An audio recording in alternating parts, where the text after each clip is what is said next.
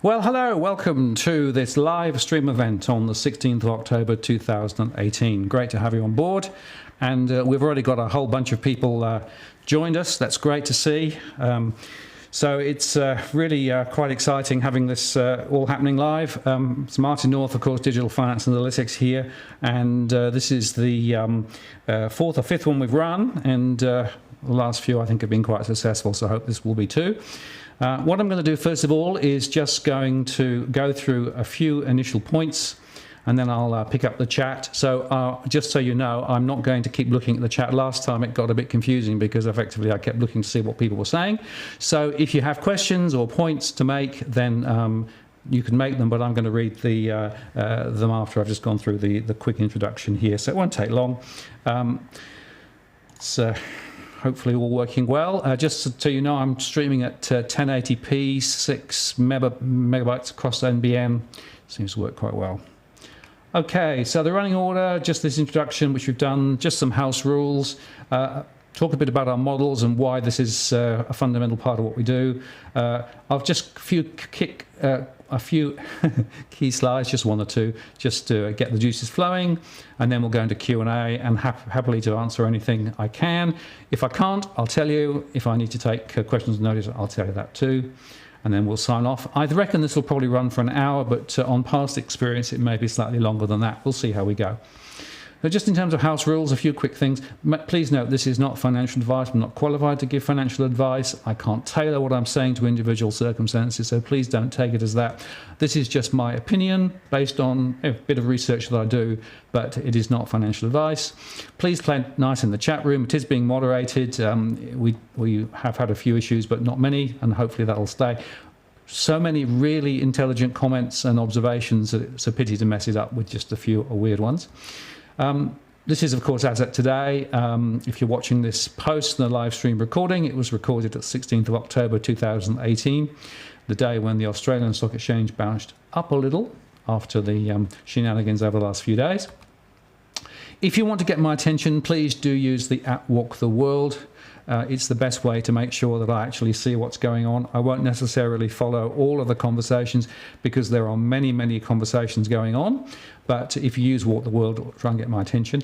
I have not turned on the super chat. Somebody suggested that the last time. We might consider that down the track, but I'm going to continue to use the method that I have in the past.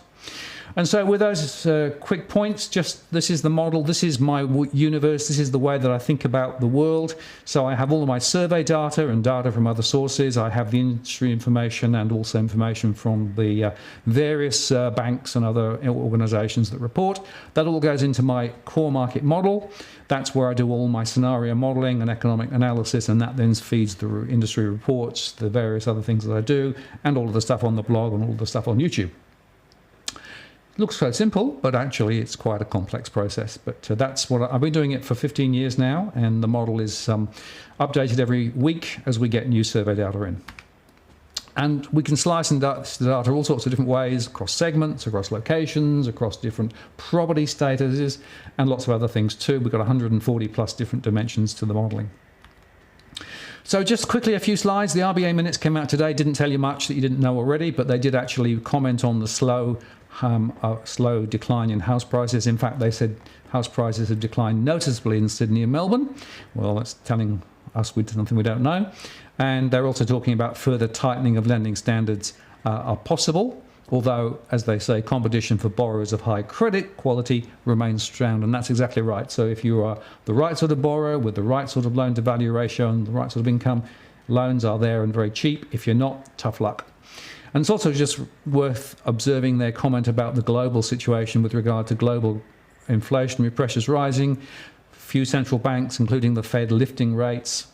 And of course, they also mentioned the fact that the modest depreciation of the Australian dollar is likely to have been helpful to domestic economic growth. So basically, they're signalling, I think, their ability to let the dollar go lower. And they keep talking about the next rate move will be up, but not for some time. So we'll see whether that eventuates.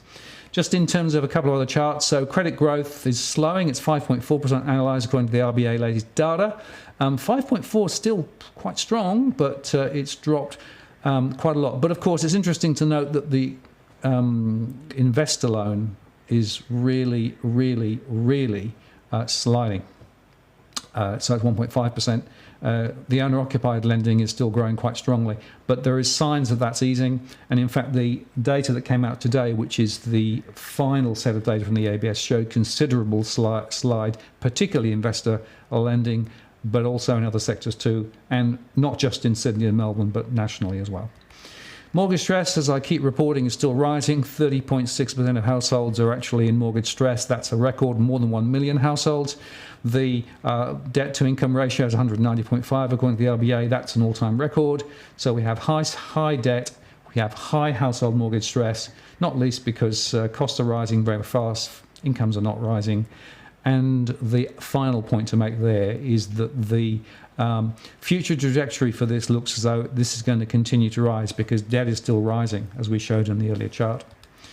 BBSW pricing, so this tells you a little bit about the fact that there's still pressure in the banking system from overseas funding, 17.5 basis points from its lows back in February. That's still enough, in my view, to warrant the banks probably putting some rates up later. But of course, they're also fighting for that low-risk loan business at the moment. So we'll watch for some differential pricing, I suspect, going forward. And just to quickly think about house prices. So in the good old days when the market was buoyant, you could think about price discovery. In other words, there was an auction and you'd see where the price point was. Now you can't do that. You've got to think of it bottom up from the land and utilities and fees and from the construction costs and inputs. And maybe some amenity value if it's on the coast or if it's got great views or something like that. But there's a considerable gap, and that's on average 40% across Sydney and Melbourne, and a little bit less in some other places. But effectively, we're continuing to see home prices slide, and my view is that will continue. We'll talk about it a bit more in a moment or two. And of course, just to make the point, there's a bunch of downward pressures on this whole situation and why home prices will fall further. Lending standards are tighter, mortgage borrowing power has dropped, foreign buyers have dropped, there are more self-managed super fund restrictions, the interest-only borrowing has been restricted, and there's also the refinancing of those. Investors are less likely to transact, as I showed in some of my earlier posts. Tighter returns on rentals, about half are underwater. It's actually getting worse, particularly in Melbourne and Victoria. Higher interbank funding costs, as I showed a second ago. Rising mortgage costs and rates, although of course NAB did hold. I wonder how long that will last for. And there's also now even more risks from class actions and Royal Commission issues. And of course, NAB was the latest today to declare an extra 300 million plus of costs to remediate customers who've actually been poorly served in the past. So there's a whole bunch of additional costs. There's more than $1 billion now going out from the banks. So they've got funding pressures and also they've got profitability pressures, etc. So this is a very, very, very, very tight situation. So that's why I'm arguing that home prices will continue to fall further. Now the question is how much further? And that takes us directly to our scenarios, because out from our model, we can actually produce the scenarios, and the scenarios basically allow us to explore different ways of thinking about where the future may go. So we used to have 4 scenarios, but now we've added a 5th. This is really partly thanks to John's input. So we now have a 5th scenario too. And briefly, I'll run through them. So basically, we've got the business as usual scenario, which is where we start. And then we've got things that get better, not yet doomsday. The Armageddon one, which is the one we had before, which I've called Ireland 2.0. And now we have Doomsday, which I call Iceland 2.0. And we'll explain that in a second. Or as John would want to call it, Hell on Earth. He's a gloomy old guy, is John. Okay, so this is the latest scenario. So basically, this is the business as usual. This is the one that most of the economists in Australia are saying are likely to play out. I now give this a 3.5% probability. It was 5% last time I looked at it a couple of months ago. Pretty much the same. RBA rate stays the same. Unemployment stays the same. Mortgage stress continues to rise. The bank losses rise a little.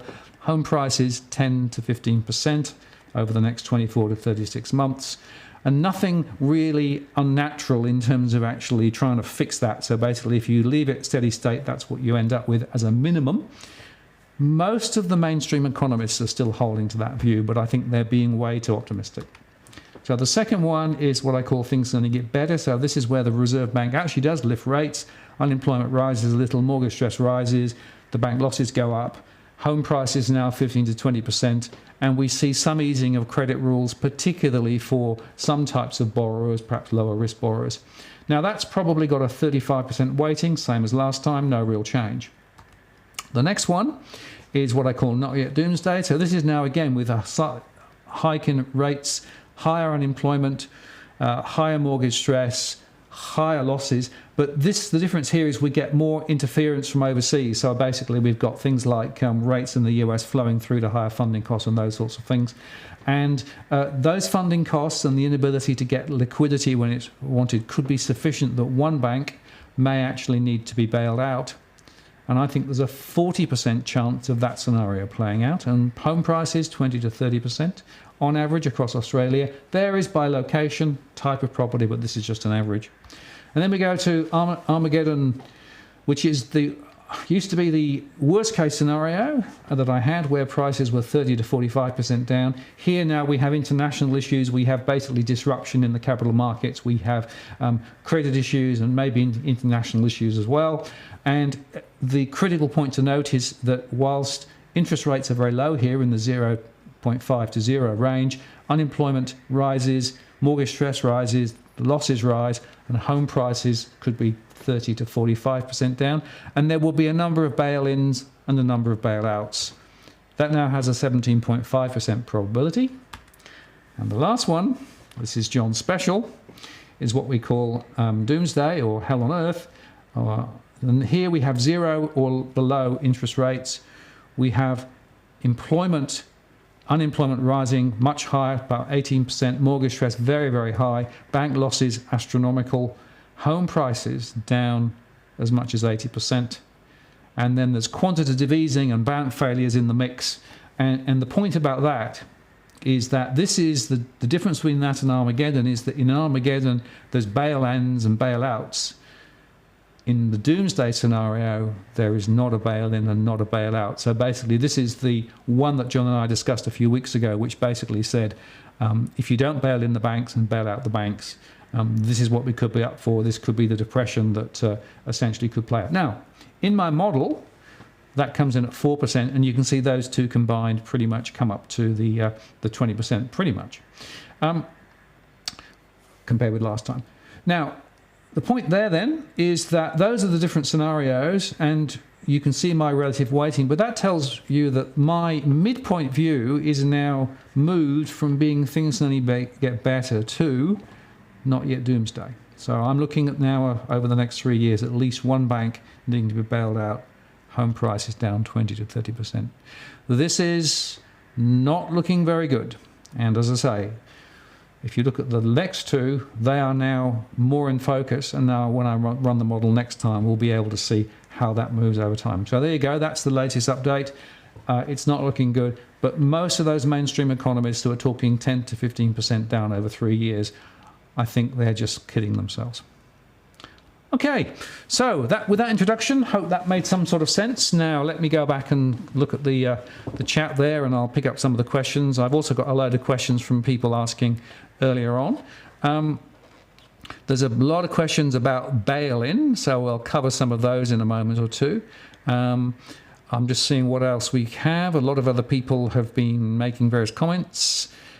A lot of people saying hello, that's good. Hello again to some people who say hello again, that's good. Just seeing what else is there. Yep. So people are talking about Bitcoin. I'm lost. Martin North and Mike Martin's interesting coincidence. Yes, that's true. I'm lost. That's interesting, isn't it? Okay, I'm just looking down to see what the questions are, if any. Has anyone ever performed a calculation on CPA if land values still included in the calculation? Haven't done it myself. Good question, that, Simon. I don't know.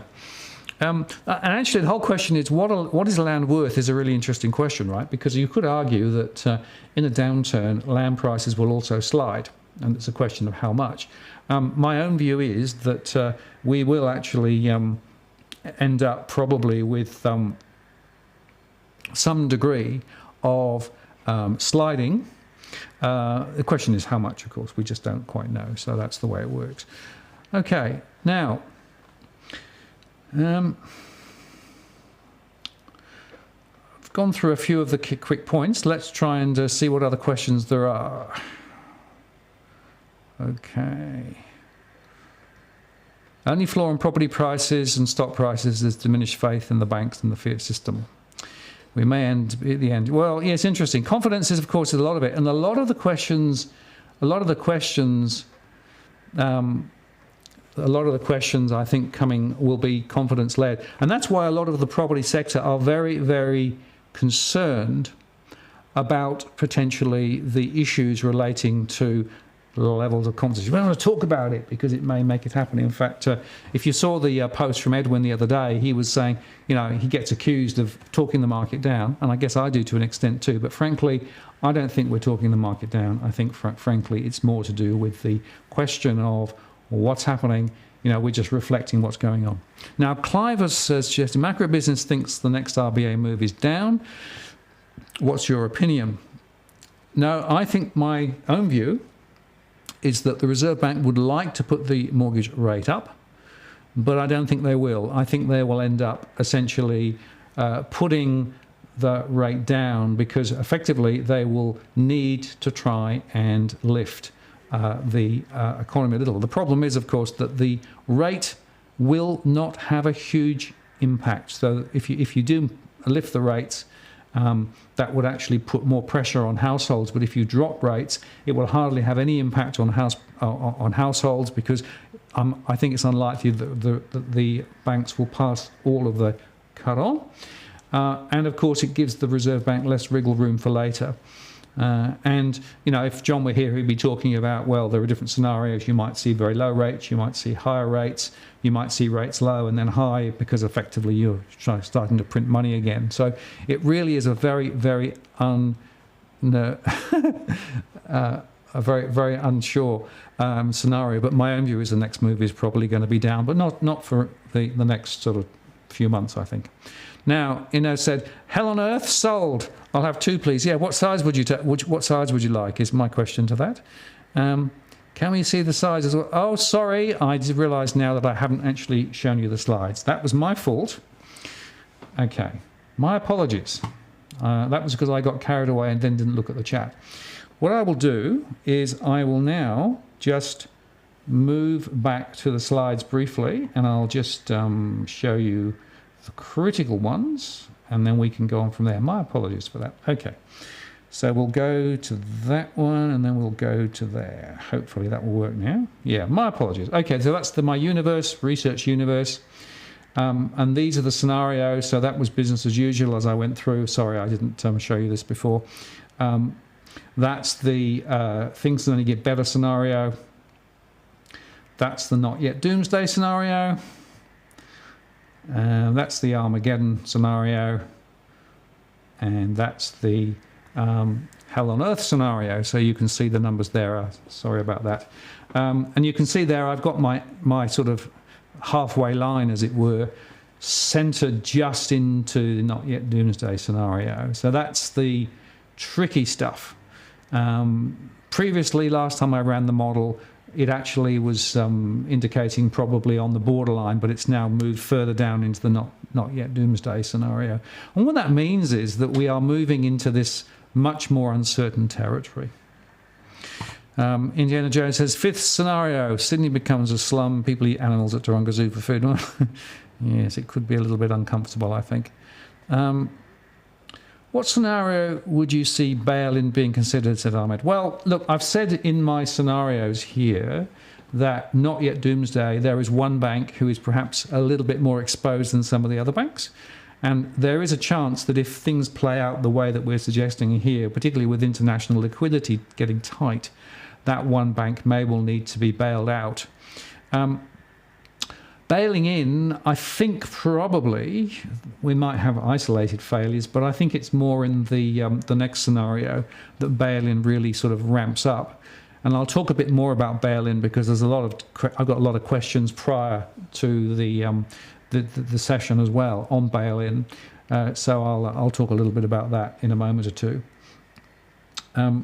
Okay, so those are the scenarios. Apologies for not showing those to you earlier on. What I'll do is I'll put up a clean version of this stream as well, and I'll put the slides back in so people can actually see it if you're not in the live stream. But if you're in the live stream, sorry, my bad, I apologize for that. Trying to do everything myself, I sometimes forget to push a button. Okay, what else have we got? Okay. What should those with significant savings do, says Dancing with Fools. Now, that's a really, really interesting question.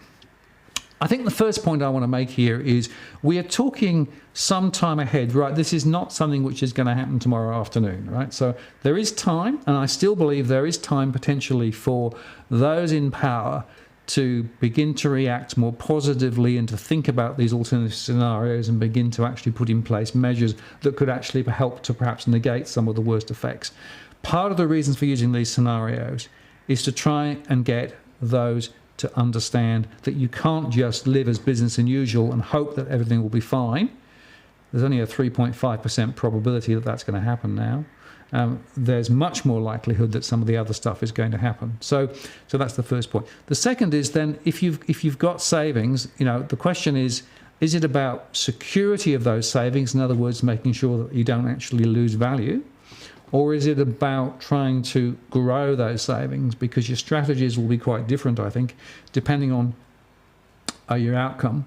And then you need to just sort of decide in your own mind which of those scenarios is the one that you're going to go with, because what you would do would be different based on the different scenarios. So, if things were, in those first couple, then, there isn't a huge amount of potential risk perhaps in the system. But as you go down the list, the risks in the system, the potential for bail-ins and bailouts rise, property prices continue to fall ever more so any assets that are linked to property will probably fall.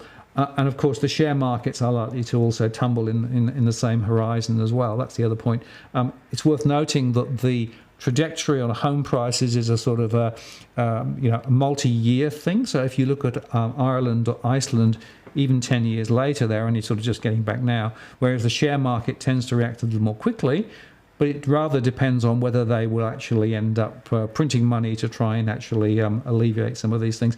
And as John and I have discussed on a number of posts, printing money has its own downsides because it basically just blows up the value of money again. It blows up assets. It kicks the can down the road, but it doesn't solve the fundamental debt bond problem. And as I highlighted right at the beginning, 190.5 debt-to-income ratio, mortgage stress rising, debt rising. We don't necessarily need more debt. So there isn't a simple answer to this. I guess the classic financial advisors commentary would be along the lines of diversification. So you put some over here and you put some over there, and you put some in shares and some in deposits, and maybe even some in gold and what have you, and sort of spread the risks. That may be one strategy. I think a lot of people would recommend that. Not necessarily convinced that that's necessarily the right thing to do. I think the other thing is you need probably to think about liquidity. In other words, how quickly can you make decisions and change decisions? For example, if you've got property and you're trying to sell and you can't sell, they aren't very liquid. Whereas if you've got some other types of assets, then potentially you've got more liquidity. So can't give you a more definitive answer than that, I'm afraid. It's tricky. There are no risk options to do with holding the money that you have. Okay, so yes, I'm Lost said, printing money, passing debt on to our grandkids. Yep, well, that's what we've been doing. So if you look at it for a generation, what we've been doing is effectively building this debt pool, and now it's sitting there, out there, lurking. Younger households have considerably less ability to borrow, to hold assets, to build wealth. There is an intergenerational issue, which I think is worth thinking about. And, we have a bunch of big issues that need to be thought through, which basically means that I think we have to think differently about the problem if we're going to get out of it, and which is perhaps what we'll talk about a little bit later. So are government bonds safe? Moi Moi says, well, government bonds, of course, in theory, are the lowest risk securities out there. And so, the theory is that US Treasury bonds are ultimately no risk. Now, it's interesting that the price of bonds have gone up, which may tell you something about what people think about the risks in the system. It does, to a large extent, reflect the sovereign risks sitting inside particular countries. So I don't think you can say it's risk-free. It may be a little lower risk, but it does depend on circumstances. And of course, there are examples around the world where countries have gone bankrupt and bond holders have actually lost a lot. So, okay, Genevieve asked, rebail-in, is only one bank likely? What do you think? Big four, second tier?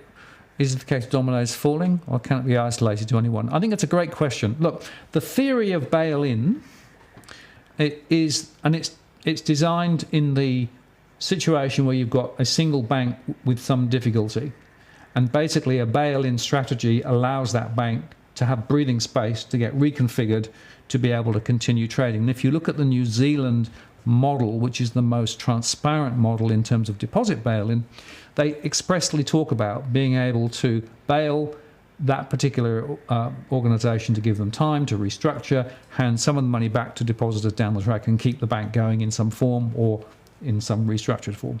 The difficulty is that if the circumstances that's created the bank failure in the first place is not isolated, but it's to do with broader liquidity across the market, then potentially there's a risk there that this may not work the way that we might want. So it's a big deal. I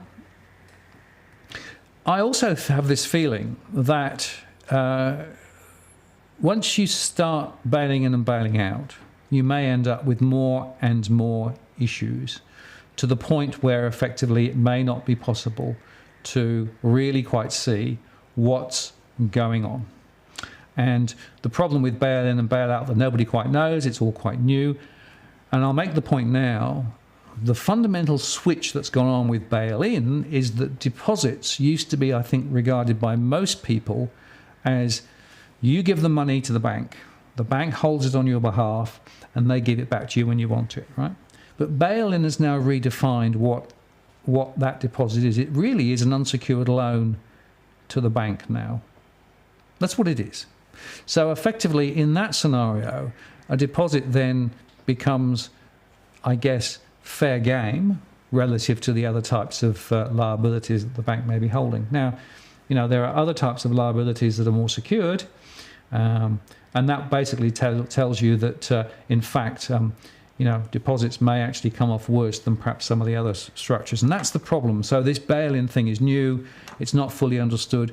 And just on bail-in, I will make the point that we've had a lot of correspondence from a lot of individuals post our recent post. And it's interesting that a lot of the politicians who've been approached on bail-in are denying that there's any bail-in legislation in Australia, which is tantamentally definitely not correct. It just isn't right. So I've highlighted several times, I don't know whether it's just poor legislation or whether it's actually deliberate. You can make your own mind up. We've gone through the arguments on both sides. But to say that there is no intention to bail in on Australia is not being 100% honest in my view. Okay. So let's have a look. What else have we got? Won't the banks renege on their bonds before their deposits in a bail-in scenario? Well, it's interesting, you see, because this is from the thing about some of those bonds is they are actually different types of bonds. So you've got some that are convertible, you've got some that aren't, you've got some that are secured, and you've got different sort of tiering of bonds. So not all bonds are the same. Demystifying money. Richard Werner's been saying deposits are simply loans to banks' fees. Yeah, I know. I'm not saying it's new. I'm just saying that now it's being expressed through the bail-in processes. A lot of people don't get that, though. So just going back to the other question, won't the banks renege on their bonds? So I think it depends. You're right, they have multiple instruments. Deposits potentially could be seen as the last resort, but they are also one of the biggest pools of liabilities that the banks have.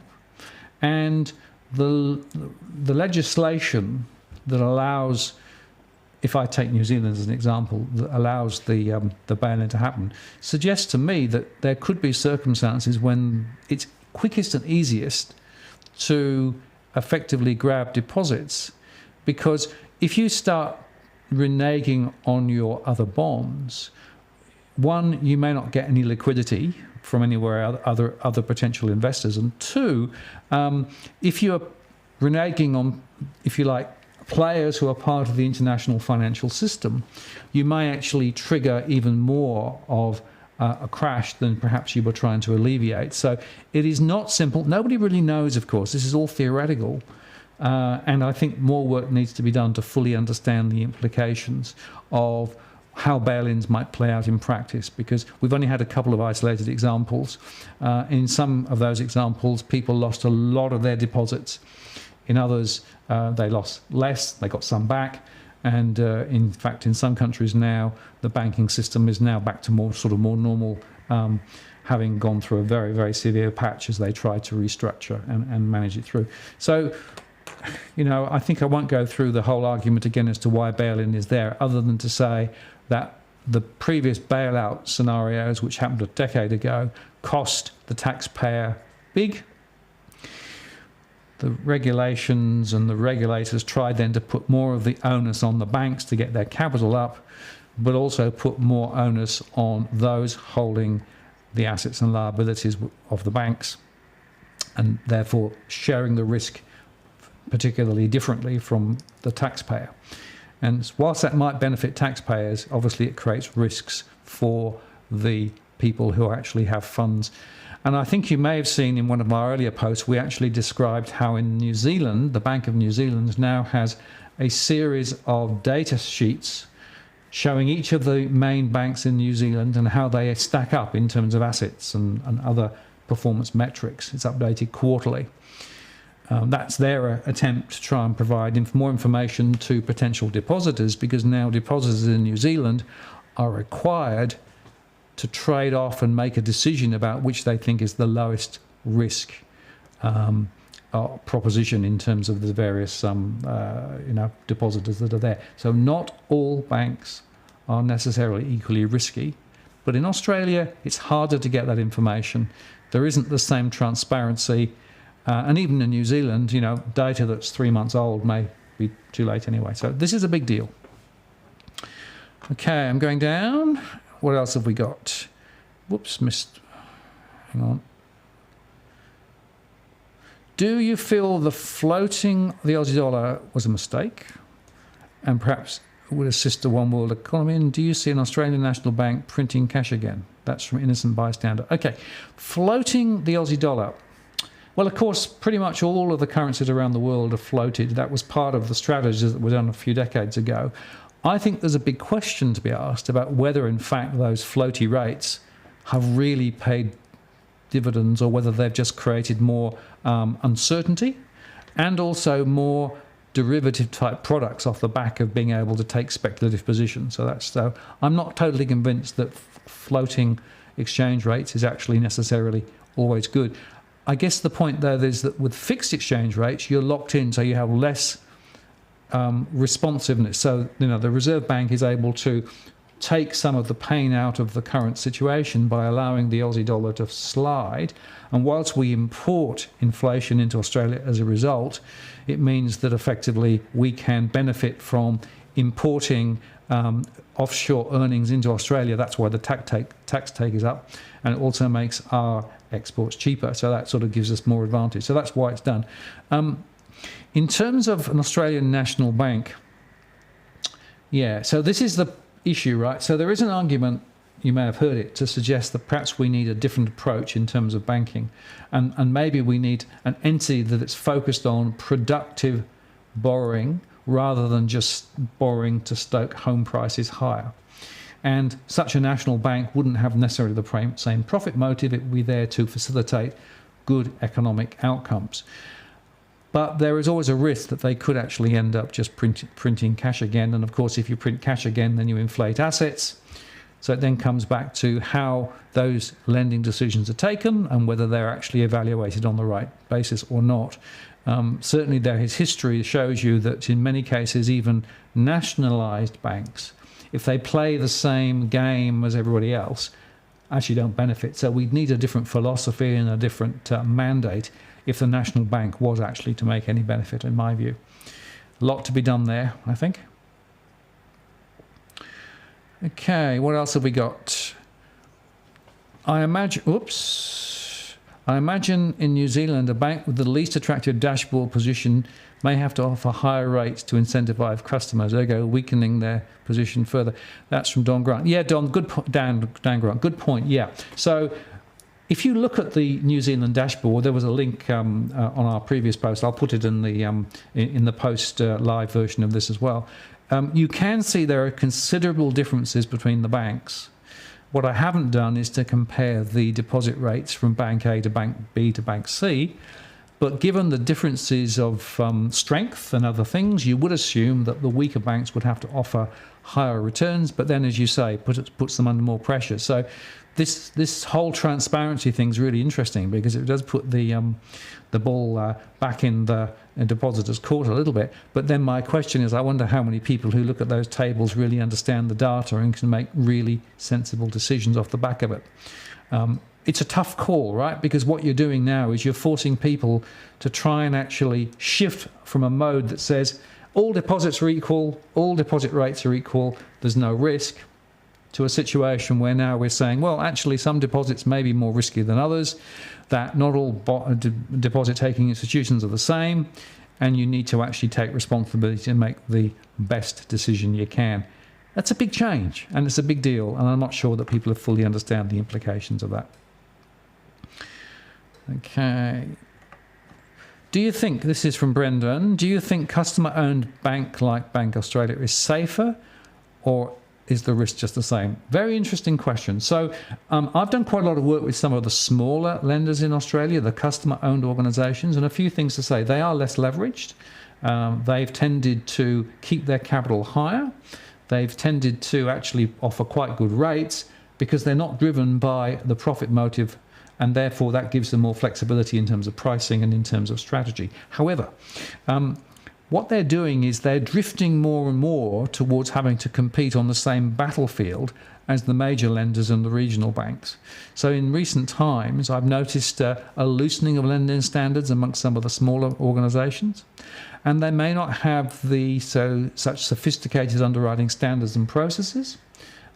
So there are some relative risks, but actually my own view is that some of these smaller organisations on an absolute risk spectrum, because they don't have derivatives and because they don't have the same need to borrow from overseas, and they have a deposit base against which they actually make their loans, their risk profile, I think, generally would be on the lower side. But you'd have to look at each one individually because there will be a spectrum. There are some that are probably more sporty, some less sporty.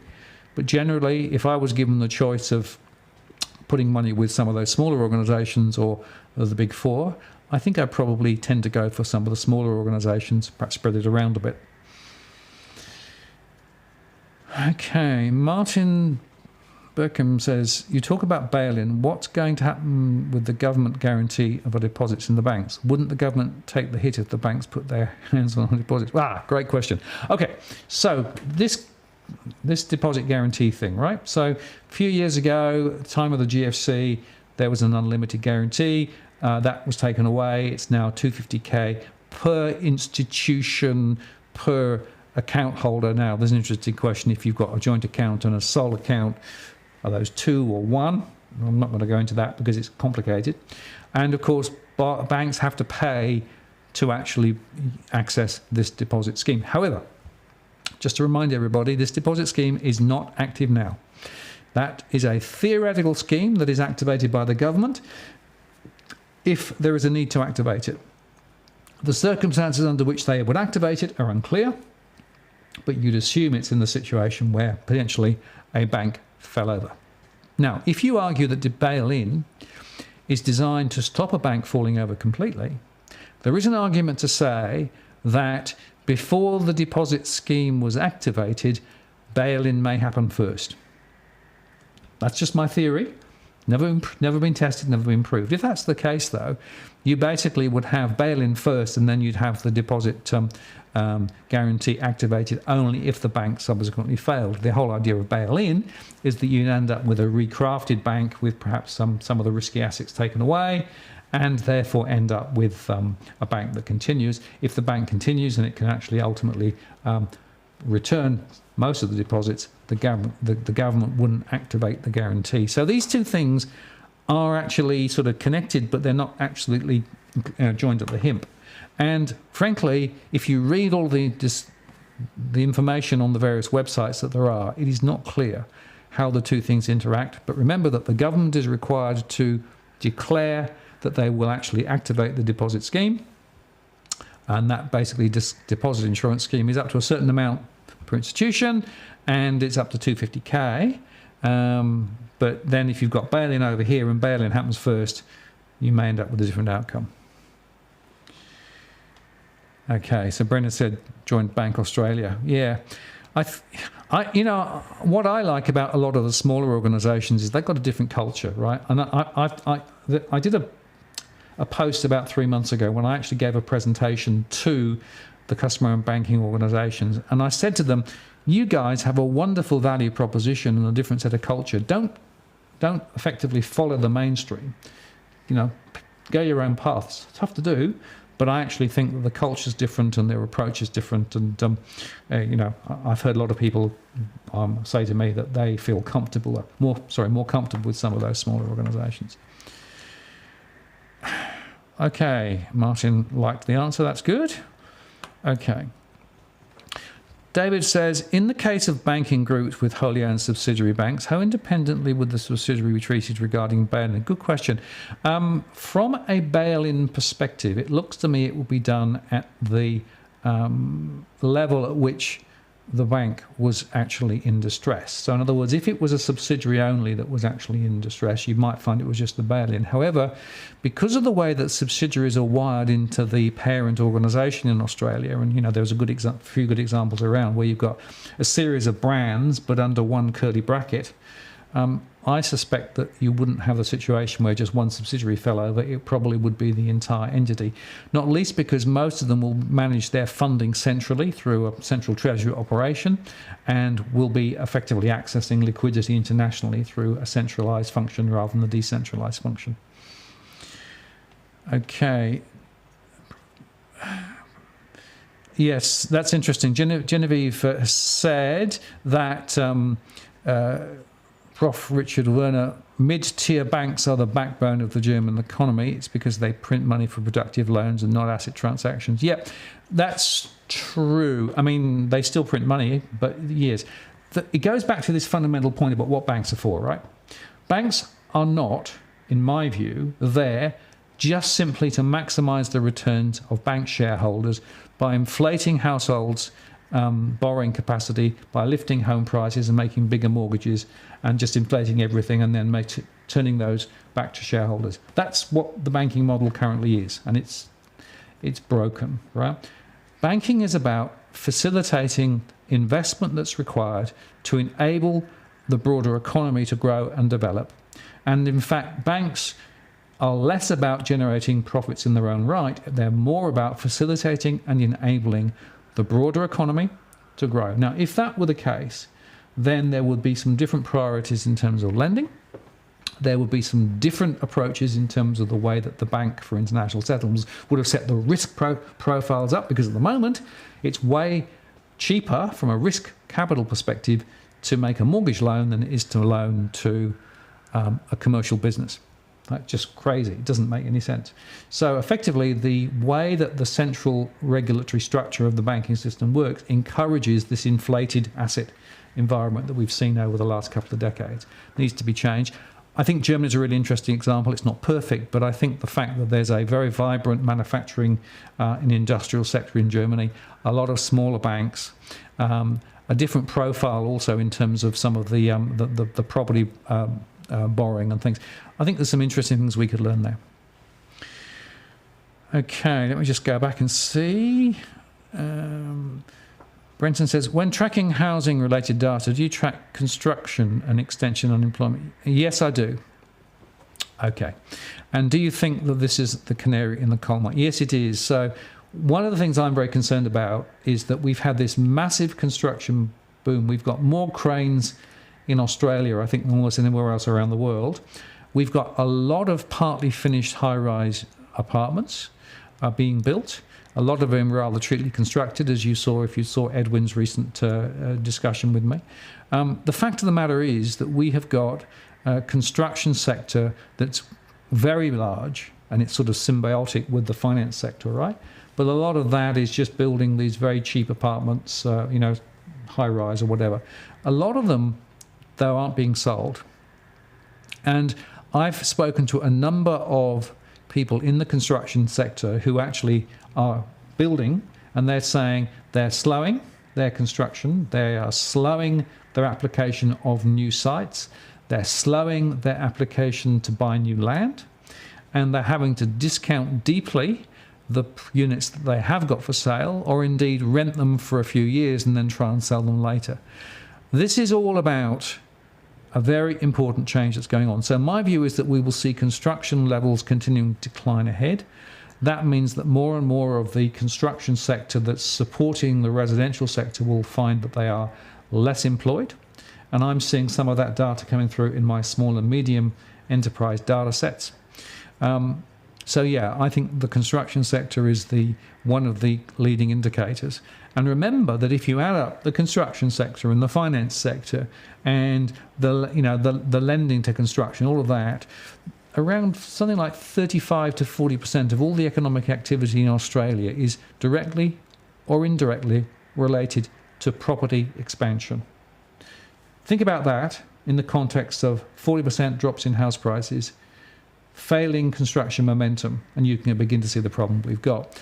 And that's why you either end up with a scenario that says you just kick the can down the road, print some more money, and hope it will be all right until the next election, or you actually try and tackle it. I believe we've got to get to the point now of tackling some of these fundamental issues. We can't allow this cycle of continued debt to grow. The debt bomb will go off at some point, and if we're not careful, we won't be prepared for it.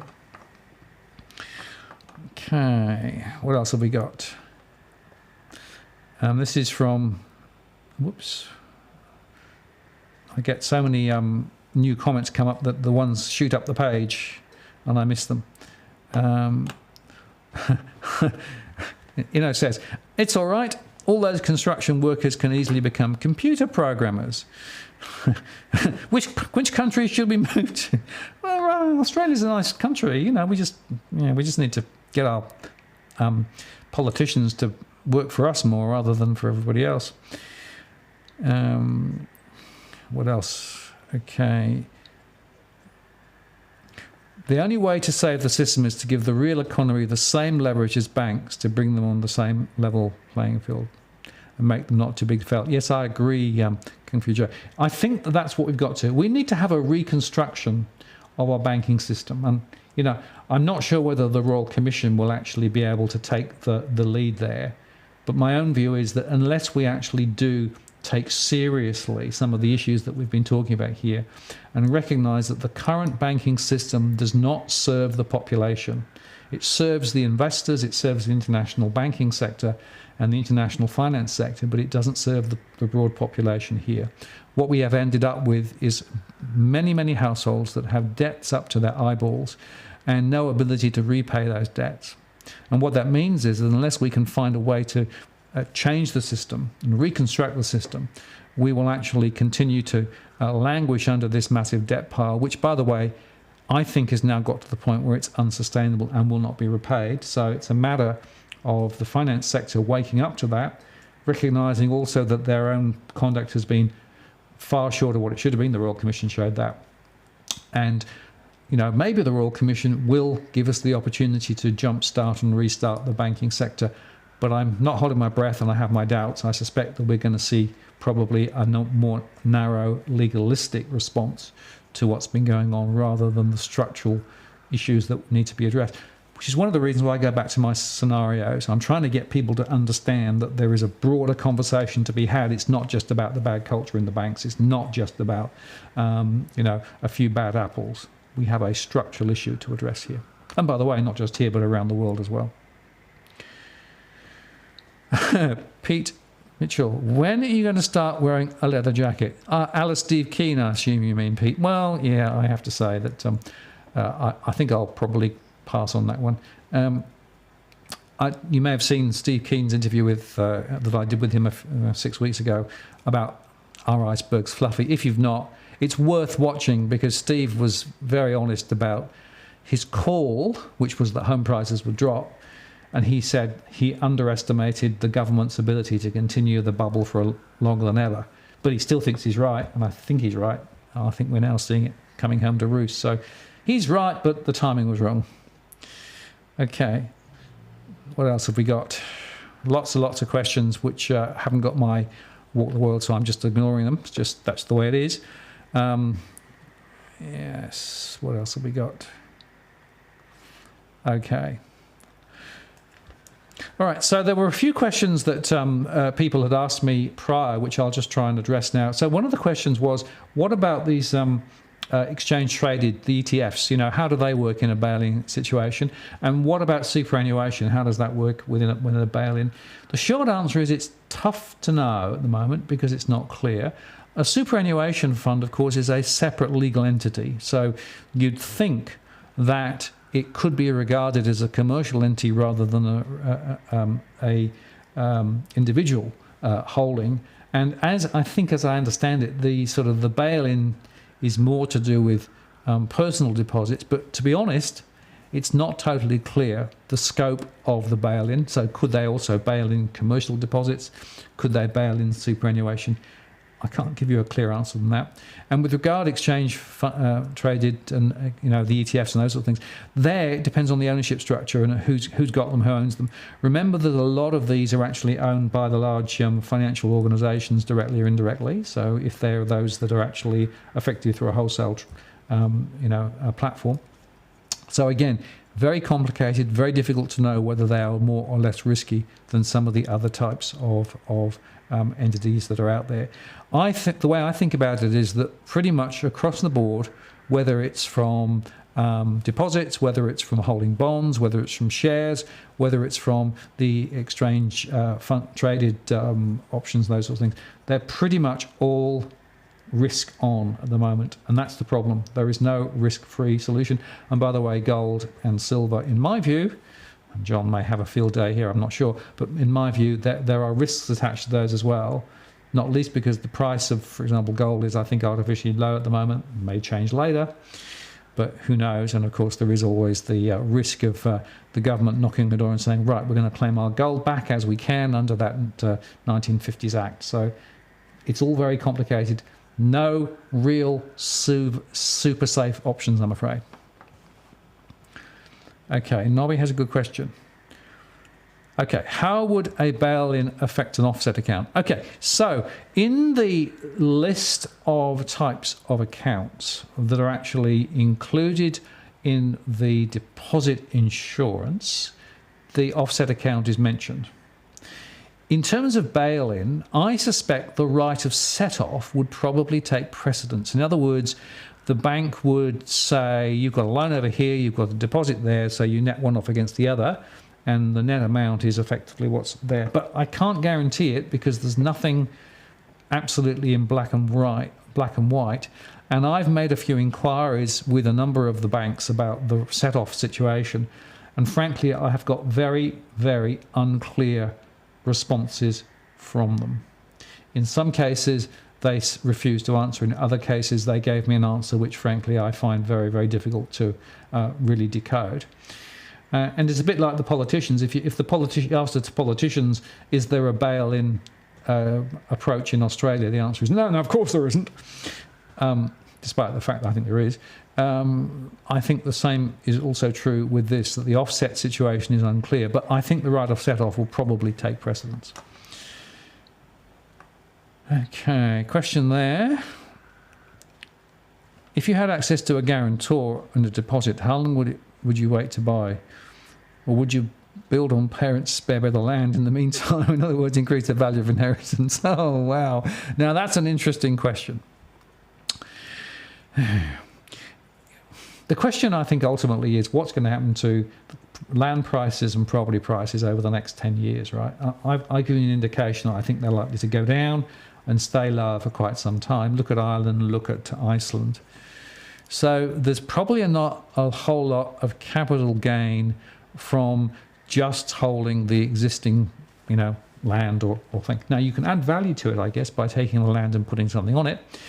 But I think we've got to get to the point where we see that property is not just about speculative, asset growth. It's more about finding somewhere to live. So my theory is think about property as providing a shelter, as somewhere to live, and if you happen to get a bit of capital growth later, then that's a bonus. Don't think of it the other way around. But in fact, I survey still most people start by saying that property is seen as an asset which will grow wealth. We may have seen the end of that for at least a generation. So that's my perspective there. Okay, next question.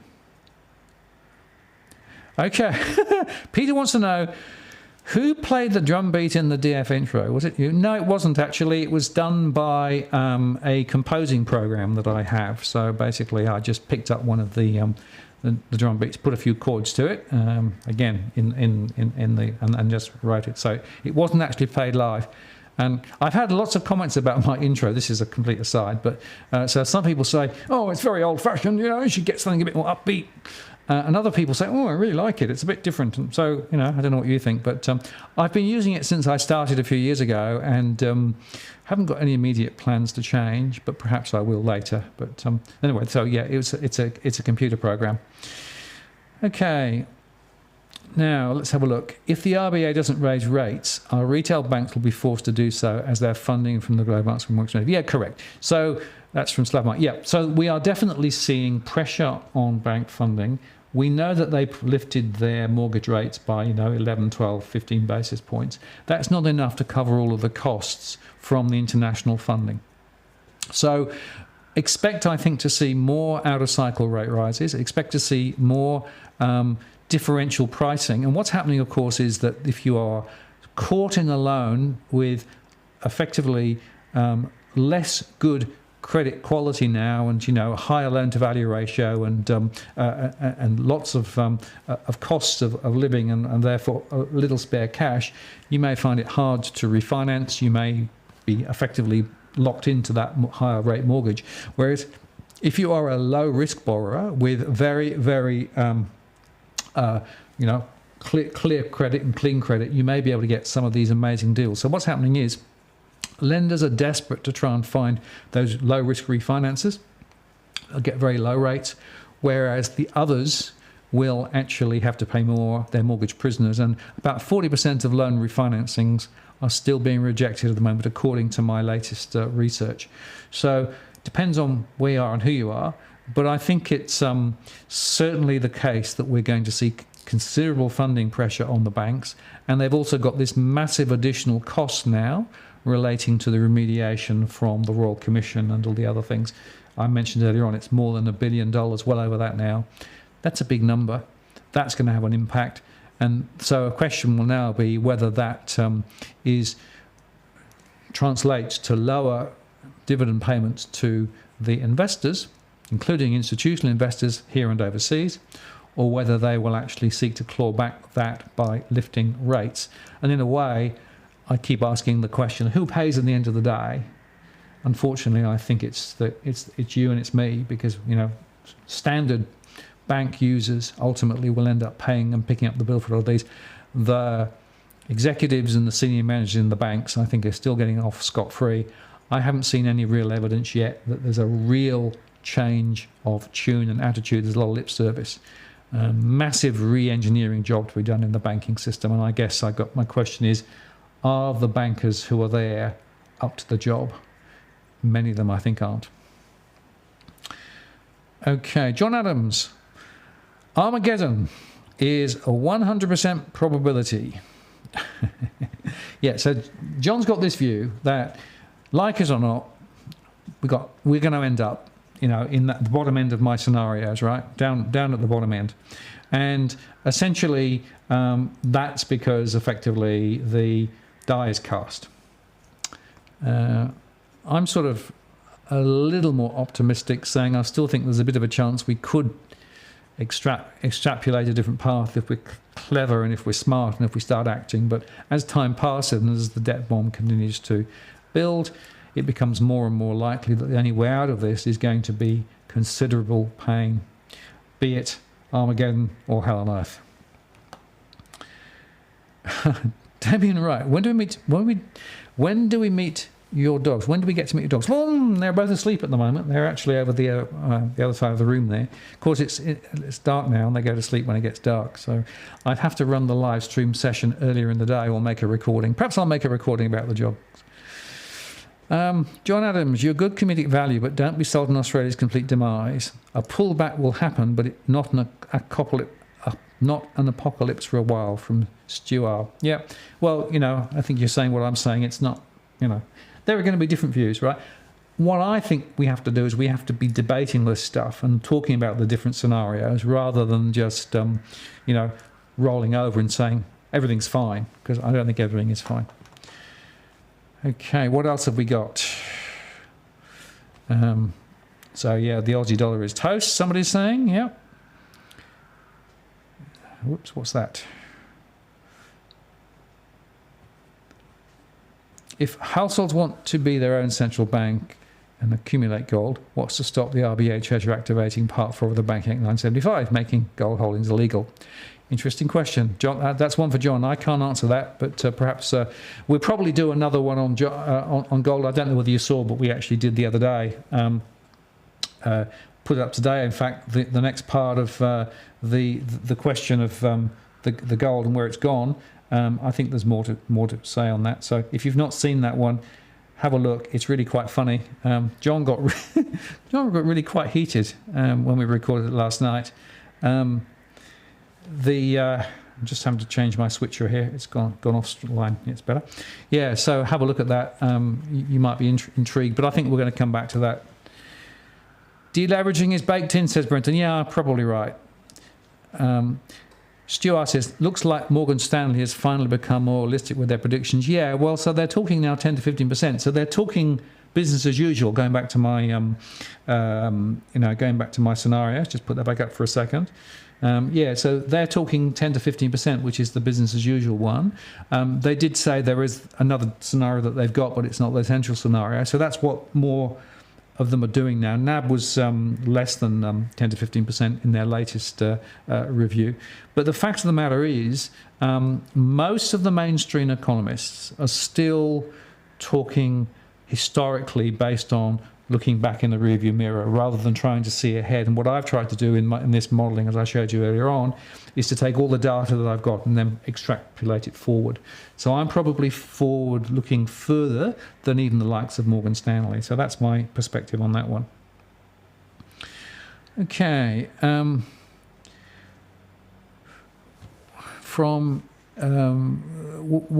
Where do you think BTC will go considering all these economic wars in the world? Interesting question. So Bitcoin, I can give you two scenarios for Bitcoin. The first one is that it's going to continue to languish around the level that it's been languishing for some time, that effectively it will continue to be a relatively high-risk speculative entity that will not have a huge amount of momentum into the future. That's one scenario. The other scenario is it becomes more mainstream. It becomes effectively a replacement for gold. It becomes essentially the foundation, perhaps even of a future currency. Right? Somewhere between those two scenarios is the truth, and the difficulty is to know which of those two truths are actually likely to play out. Now, we know that some of the mainstream international banking groups are more and more actively looking at Bitcoin in terms of, offering trade in Bitcoin and those sorts of things, or custody of Bitcoin, those sorts of things. We also know that there are alternative structures to Bitcoin, for example, digital currencies that are actually backed by reserve banks around the world rather than actually owned privately. So there are all sorts of different futures. In fact, there's a post I did about 3 months ago that explored all these different scenarios. The difficulty I have is it's very tough to call at the moment how this is going to play out. And if you look at the trends in Bitcoin over the last little while, it's gone sideways. It's not really gone up. It's not really gone down. I suspect we're going to see more of that sort of sideways move for the next few months. But if the US economy goes off the boil, and if in fact interest rates rise, and then perhaps there's going to be some reaction to that, we might see Bitcoin react. But I also think we might see gold react a little. But then I also think that the gold price is being controlled a little bit too. So hard to know. Okay. This is from Michael Patterson. Great debate as usual. Thank you. We hear a lot about household debt. Any idea the debt levels across businesses? Is it the same story? It is in some businesses. So about half of businesses don't borrow. That's the first thing. I'm talking small businesses here mainly. So they prefer not to borrow at all. Of those who are borrowing, about half of them cannot get the finance that they want because they cannot jump over the hurdles that the banks have put on in terms of security or in terms of other information. Of that remaining quarter, the people who are borrowing, a lot of those are very highly leveraged at the moment, and certainly if I look at the equivalent of mortgage stress in the business sector, some of those are actually quite close to the wind, and they are very much impacted by even small interest rate rises. Now, one of the things that's not talked about very much is that in fact the costs of business finance have been rising relative to even mortgage rates, and the banks have been using effectively the business sector to cross-subsidise some of their other businesses. So some of those businesses are really now up against it. And at a time when business confidence is beginning to dip, when momentum in the economy looks like it could stall. So I'm quite concerned about some of that business sector. And I go back to my earlier point. There are a lot of businesses who want to borrow but can't borrow. And some of those probably should never borrow because essentially they perhaps don't have the ability to be able to make their businesses fly. But many who could are not able to get finance. So it's a very mixed picture.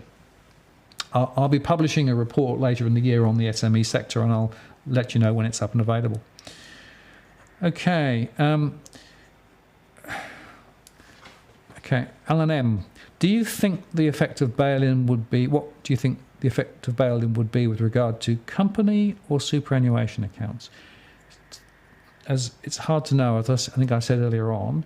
At the moment, there's no clarity about what types of deposit accounts are actually bailed in. So if you've got money in a bank in a superannuation account, there's nothing in my mind to suggest that it would be handled differently. But if you had money in a superannuation fund that was managed by a bank but was in the market, then I suspect it would not be caught. So I think it depends on the structure. So that's the best I can do on that one, I think. The problem we've got is we don't have enough information, and every time I try to ask people about this inside the various regulatory bodies, we get stonewalled. So we're still asking. If we get more information, we'll be the first to share it.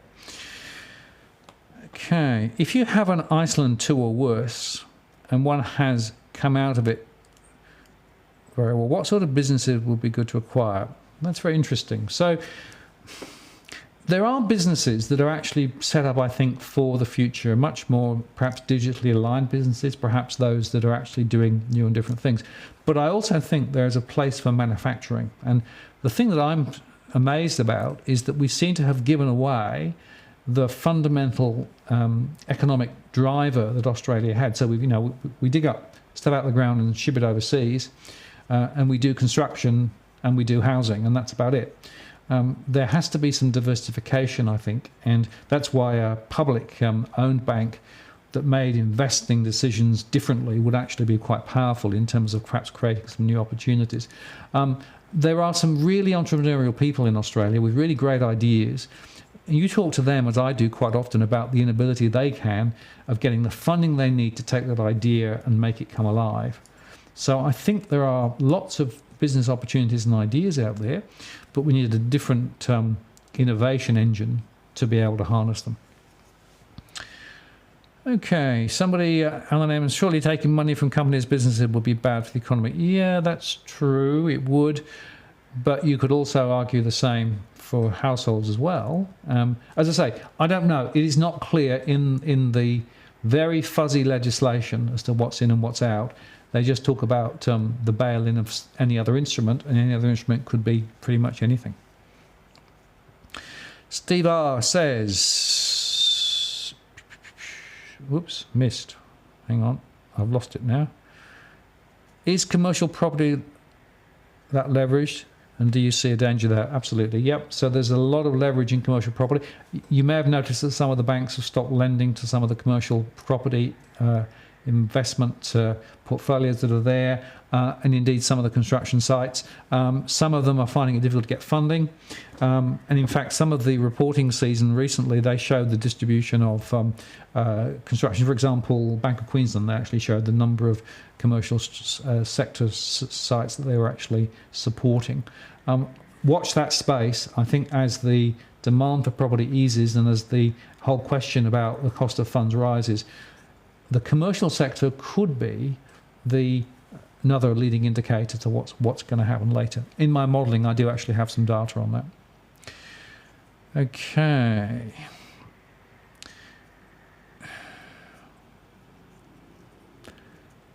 Okay, what else have we got? Right. Time for a cup of tea. Yes, that probably is. We've done a good 9:14. So what I'm going to do, I'm just going to come back now to this other slide set, and I'll just round off the last few slides that I had here. Can I just, for a second, talk about Patreon? Because we had 49 new patrons in the last month. Thank you very much, 132 now. I cannot underscore how this makes my life easier, because basically I can spend more time building content, interviewing people and putting stuff up if I'm supported via Patreon. It's now enough to be significant in my business, which means that I can do less other work and I can do more of this. So if you like the sort of content that you see here and would like more, then if you're not a Patreon supporter, Patreon is there.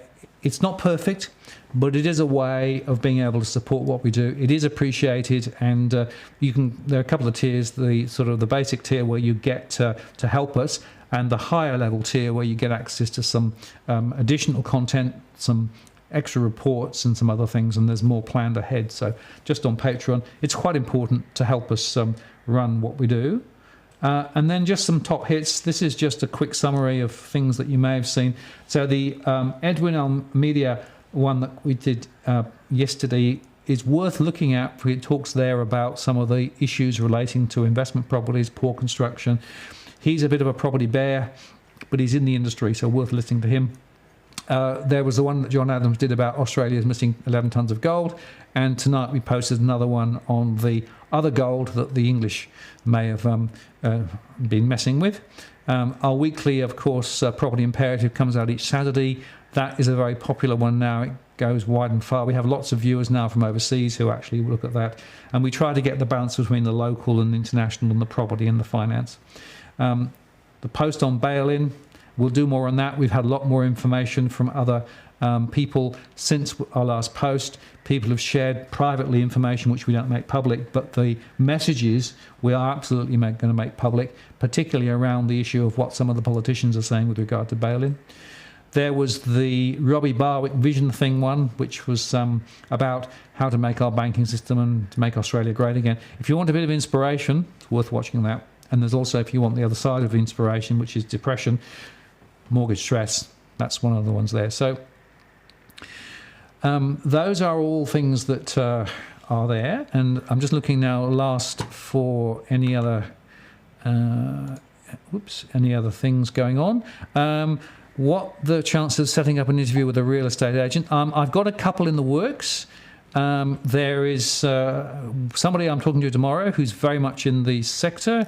I'm trying to get some others. A lot of the property bulls refuse to talk to me about. Stephen Koukoulis being one of them. I did suggest he come and debate his position with me. The factor there is that it's a bit of a problem to get some of those guys to come and dance. I also noticed that a couple of people have said, what about alternatives to Patreon? I'm looking at it.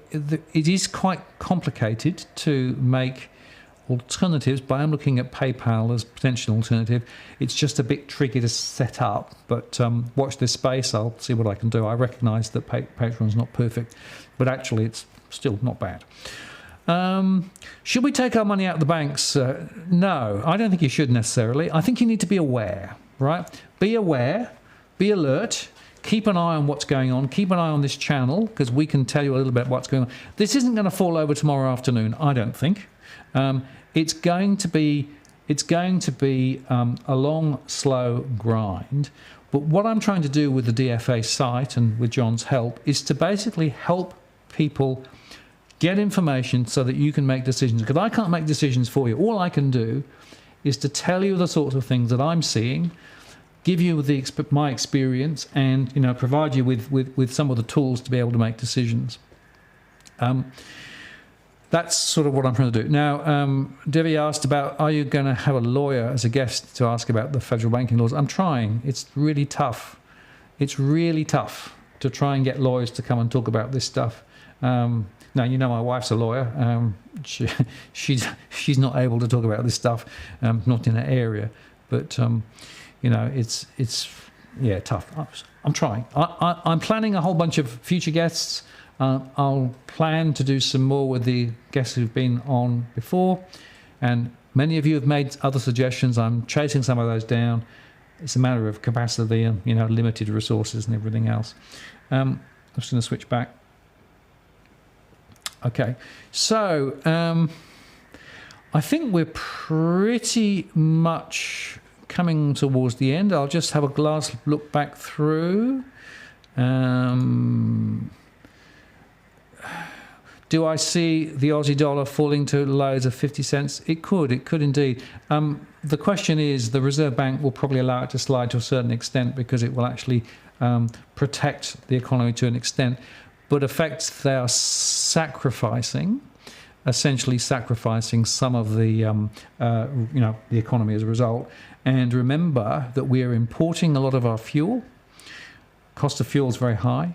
We're importing a lot of the cost of funds because banks are borrowing from overseas. So if the dollar goes down towards 50, that's a huge impost on the banks and on everybody else. Okay. Anything else before I go? Could I do a video on how the construction sector fared in the deterioration of other property bubbles? Yeah. Looking at that, good question. We'll certainly add it to the list. And I see there's a few other ones that are actually being suggested in terms of people to talk to.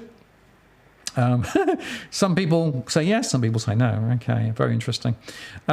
It's quite fascinating when you actually talk to people about particular people. For example, I did an interview with Harry Dent, and some people loved it, and some people actually hated him. So if you're a Harry Dent supporter, by the way, it is news that he's coming to Australia next month. John Adams, I hope to do an interview with him when he's in Sydney, and he's also going on a speaking circuit. You can actually get some free tickets.